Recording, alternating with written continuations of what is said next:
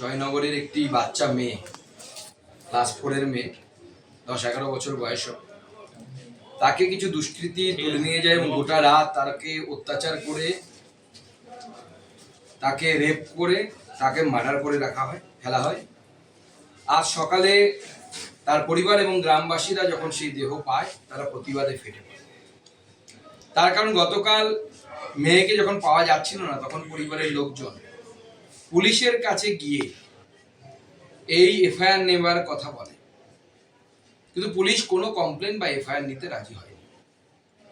আপনারা জানেন যে বাংলায় এবং গোটা দেশে দেবীপক্ষ চলছে। এই দেবীপক্ষ স্বস্তির নয়। এক, অভয়ার বিচার এখনো হয়নি, তার বিচারের দাবিতে মন ভারাক্রান্ত।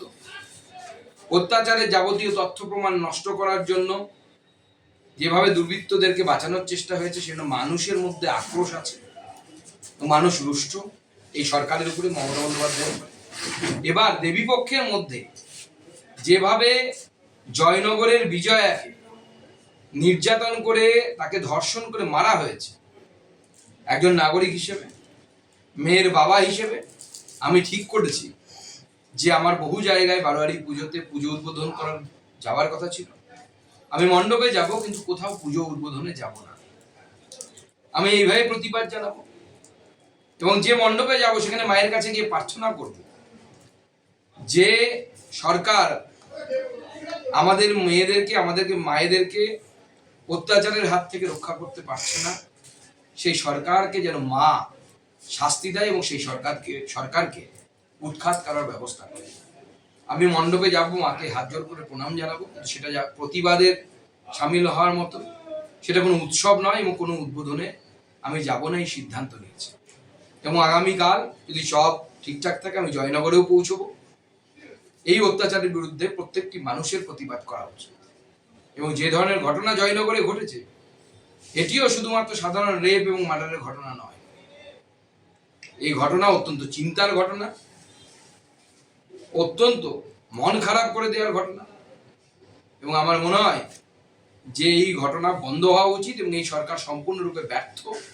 এই রাজ্যের ব্যর্থতম মুখ্যমন্ত্রী এবং নারী সুরক্ষার ক্ষেত্রে ব্যর্থতম মুখ্যমন্ত্রী হচ্ছে মমতা বন্দ্যোপাধ্যায়। তার নাম মমতা বন্দ্যোপাধ্যায়। এবং এই মুখ্যমন্ত্রী উচিত ইমিডিয়েটলি তার পদ থেকে সরে যাওয়া। যে মুখ্যমন্ত্রী আমাদের বাচ্চা মেয়েদের সুরক্ষা দিতে পারে না, আমাদের ঘরের মেয়েদের সুরক্ষা দিতে পারে না, সেই মুখ্যমন্ত্রীর মহিলা হিসেবে তার পদে বসে থাকার কোনো অধিকার নেই। আর এরপরেও যদি আমরা চুপ করে থাকি, আমরা যদি প্রতিবাদ না জানাই, তাহলে আমার মনে হয় এটা নিজের অন্তরাত্মার সাথে, নিজের বিবেকের সাথে আমার মনে হয় জাস্টিস করা হবে না, ন্যায় করা হবে। সেটা আমি নিজের বিবেকের তাড়নায় ঠিক করেছি। আমি এবার কোথাও পূজা উদ্বোধন করতে যাব না। পুজোতে যাব, মাকে প্রণাম করব, বাঙালির সর্বশ্রেষ্ঠ উৎসব, কিন্তু আমরা উৎসব হিসেবে পালন করব। এবার উৎসব নেই, কারণ মাননীয় মুখ্যমন্ত্রী সবের রাজ্যে পরিণত করেছে, বিশেষ করে মেয়েদের জন্য এই রাজ্যকে সব এর রাজ্যে পরিণত করেছে মাননীয় মুখ্যমন্ত্রী এবং তার প্রশাসন।